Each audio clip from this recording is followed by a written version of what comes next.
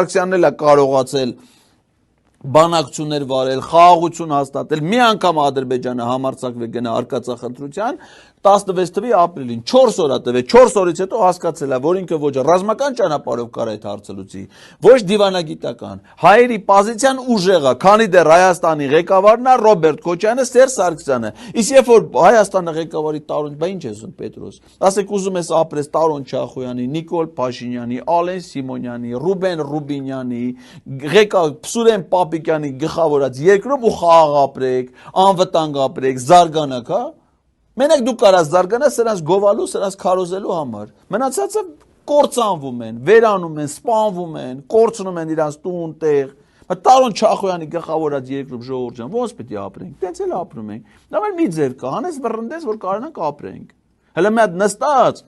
այն մարդկանց էլ բան են ասում։ Դու էլ խելքդ տվել ես սրանց։